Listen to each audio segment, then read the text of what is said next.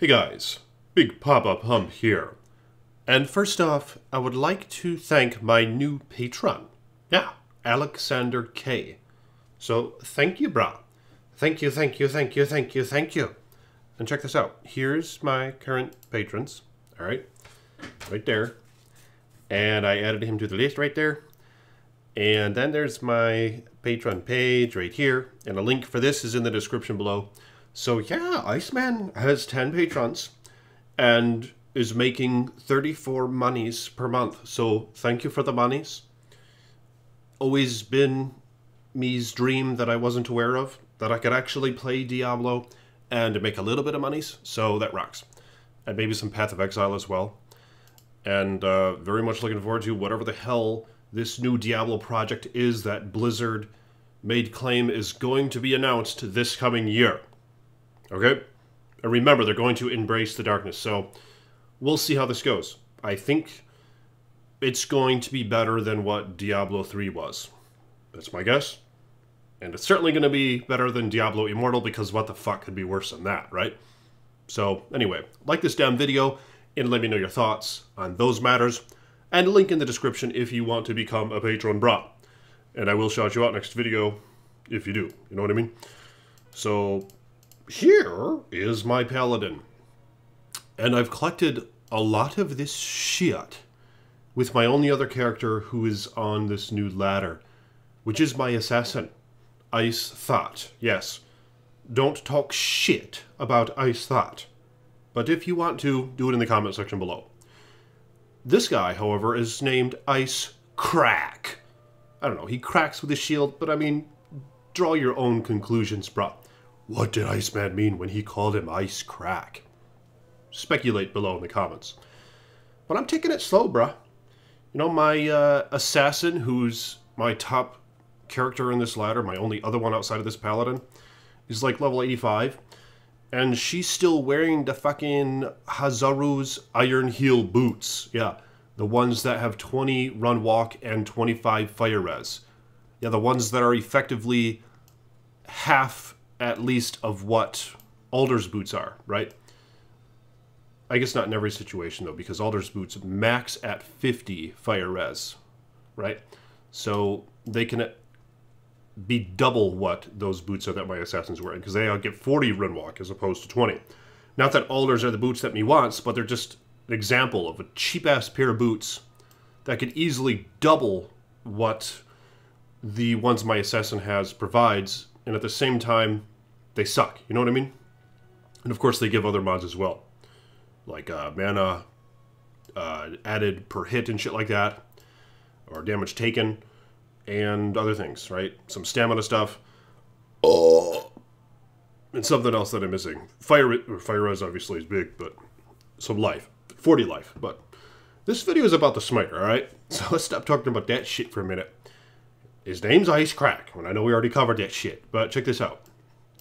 Here are his skills, and I think I'm going to start adding some into these resist fire and resist lightning. This is going to be a cheap-ass uber smiter, okay? And check it out. I have resist lightning right here. And look at this. It already puts one, like, to maximum lightning res, because, of course, cap is 75. Without added gear, that adds to max res. But for every point you put into these, you get 1 to max. Isn't that GG? I mean, I'm pretty sure it's every point. Let's try it. Oh, it is. Look, 77 now. Holy shit. So I might add like 10 to that and then 10 to that. And then, of course, you don't need to have the aura active to take advantage of this. You just have to have your resistances stacked beyond 75, and you could have higher maxed resists. So that would be GG for Ubers. All right. Well, yeah, I'm using some set stuff, and check this out. I even have Kleeglaw's shield and gloves, but I stopped using this. But I still have the gloves. But some interesting little ads you get there, man. You get 15 res all, you get the attack rating. But instead, I decided to use Swordback Hold. I found this stuff with my assassin. I just started running like normal mode. I did like a Chaos run or two, and then I did one on Nightmare. And I found a few uniques and sets that are super low level, but are kind of handy. And then this thing dropped. I think my boy Colin and I were running the Worldstone Keep in Hell. And this dropped and I was like, oh shit, because I missed it. And I was like, what amulet is that? And then I was like, is it tails? Is it tails? You know, and I was almost hoping it wasn't. Sorry, bro. But I hate it whenever Iceman misses a good drop. But it wasn't tails, and he chucked this damn thing on the ground. But of course, if it was tails, he probably would have hooked me up, bro. Because that's just how it kind of goes with some fellas on here, you know, who appreciate the Iceman's visit or whatever. And who support me and shit. But I probably wouldn't have taken it, right, because I didn't really grab it. But nonetheless, this is the one that fell. So generally kind of a useless amulet. But it was nice because I was like, oh, Cathans, because I have the armor piece. And yeah, look at these nice bonuses you can get, man, at level 11. Look at that, 15 to 20 fire damage and some magic fine attack rating, especially if you have the mask on, which I found with my assassin, I think. So I was going this way for a little bit, just these two. But then I added that, and now I got some magic find, some defense, and lightning res, and fire res. So that's GG, man. And I found this with my assassin. It's starting to not be very effective now in Act 2, but I'm actually doing a decent amount of damage. Look at this. And then with Conk, it only adds like 10 more damage because my physical damage is so garbage. But it's kind of nice because I can use other auras now. Like Cleansing. I really like Cleansing. It reduces curse duration and poison duration. But anyway, using just 2 angelic rings. Just kind of lame. I wish I had the angelic amulet. I actually have the angelic mantle. Oh shit, I could use that. And then this little belt right there and some very basic boots. But check this out. I bought this flail from Farah. So if you want to make a black flail, it's best made in flail. I've read that their breakpoints. It's the fastest attack speed for Paladin. You don't want to make it in a knout or a scourge. You know, the exceptional and elite version of the flail. You want to make it in the basic flail. I think it's because the breakpoints reach higher speeds. The initial base breakpoint of this is actually higher than the Scourge or the other one. But yeah, you buy it from her. And I was surprised. It was just like 2 attempts. I ran outside of town and I came back, you know, to buy other stuff. Like there's one right now, but it's only 1 socket. But you can buy a 3-socketed flail from her in normal mode if you just keep going back to her. And I think you have to exit town or run into the sewers is what I did. And then it refreshes what she has for sale. Someone in my comments actually recommended that. And I was like, oh, that's a great idea. I really didn't want to have to try to find one of these. So maybe I could just keep running back to the merchant. And I couldn't believe how quickly I got it, because it was like the 2nd try, I think. Yeah, it was rocked, man. But I'm going to be making black, because this is going to be a super budget smiter, brah. And me's don't have good stuff anyway. You know what I mean? So I'm just going to try to make a budget smiter. And I found this, but it's kind of tough because I like the open wounds you get from this hog right here. 63 block chance. This has a slightly better block chance. Skills, obviously. Res is nice. I have this, and it looks GG on the Paladin, but I don't have anything else for the set. Damn it, I missed the shield. The shield actually fell one game, and I just didn't pick it up, but I wish I did now. Because, you know, it looks cool. The crown looks cool on the Paladin. And then I might use this later. And once I hit 20, I'm going to put on these boots.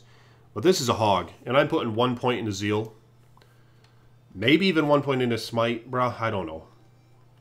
I never like adding points into Smite. Because when you got so much Crushing Blow, it doesn't seem to be all that worth pumping that Smite to level 20. Because you're basically relying on Crushing Blow anyway. You know what I mean? And other mods. And raw damage. Raw core number damage. Because the Smite doesn't actually add damage, right? It just adds damage percent. Whereas Holy Shield and items and your shield type add actual base damage, which is really important. But I just got the Q. And that's where me's at right now. I've just been running around with 1 point Zeal. Just smacking shit around some. My Merc, I got this nice little lance.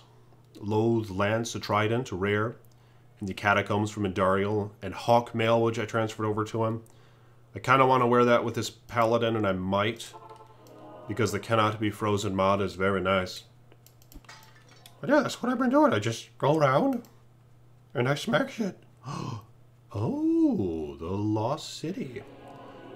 And I use Vigor. Yeah, but look at this. Not bad, right? For Act 2. And I'll probably do some tomb runs, but damn, I'm already almost 19 with this guy. So I might not even have to do tomb runs, right, to get to level 20. And I don't know what I'm going to do. I'll probably just join some public games. One of my boys already offered to rush me, you know what I mean? But just kind of trying to take it slow. And it is interesting when you can actually see the slow but sure grind and the progression that you gain from that while you're playing. Instead of just getting rushed and just catching up, throwing on all the GG gear on your character. It's just kind of fun when you can actually feel the slow progression that you gain. You know what I mean? Like right now I got a great feel of what this guy can do. And yeah, it's not much, but it's rewarding, you know, as I slowly progress with him. So you start to really get to know your character. So it's kind of fun. Yeah, but look at that. It's really doing well. The open wounds, see that? The open wounds just murdered that son bitch. Here, let's watch the open wounds, how fast it takes him down. Killed that guy. Killed that guy. Now here's what Iceman isn't certain on, and maybe when you guys would want to look this up for me. But with open wounds, does it apply and then take a percentage off of their life? Or is it set damage that it takes, like, per second? You know what I mean? Is it like 50 damage a second or some weird stuff like that? And does it scale with Nightmare in Hell?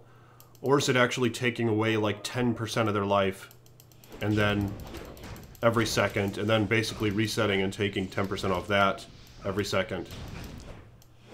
But it actually seems to kill them quite fast. You can even open wounds. No, that might have been poison. I don't know what that was in the tower. I am doing a lot of poison damage actually as well, so that factors in. But oh, there's the waypoint. But let me know if you guys have an answer to that. Is open wounds taking a percentage out of their life per second, or is it actually doing a set amount of damage per second? And does that shit scale with difficulty levels? I don't know. I don't know, but let me know in the comments. And more videos on this guy. Like I said, it's going to be a cheap-ass build. He going to be using Smite. He going to be stacking his res. He going to be wearing Smoke. He going to be pre-buffing with Treachery, and I do have a Lem Room, so, and I do have a 30s armor, I think. And I have at least two socketed armors that I can make a nice smoke in. A Great Hauberk, and I think even a Duck's Shroud, so I might just make it in that Hogue. And I need to get G-Face. I might even go without Drax, fuck it. I'll just have a Life Tap wand on Switch. And I need the frickin' G-Face, and I need to find like a 40 plus res Hell Mode shield that I can socket and make Spirit with for a cheap-ass high-res shield. You know what I mean? So that's gonna be a good time, and I'm looking forward. I'm gonna take it kind of slow with this guy, you know? I mean, I might have somebody call me, but I don't know. Just to get to level 25, start doing battle runs. But I think me's gonna do the Trav run without a rusher with just a bunch of boys who are trying to get through, you know, trying to press on. It's always fun killing the Trav without a freaking rusher, you know, because that can be a bitch. It really tests your characters, killing the Council. And then going down to Mephisto, walking to Mephisto and snatching that drop without a hog rusher. So hopefully I'll be able to find a team of just, you know, fellas who's in their low 20s or whatever, who want to get through Act 2, and then somebody can go and grab one of their hires, give us the river waypoint, then we all walk it. You know, we all be walking it, level 20s or whatever, and where the struggle's real, man. And that's what me's planned on doing, so I'd probably be doing some of that maybe today, but more videos to come. And like this damn video, brah, and become a patron if you will. Link in the description below. Peace be with ye.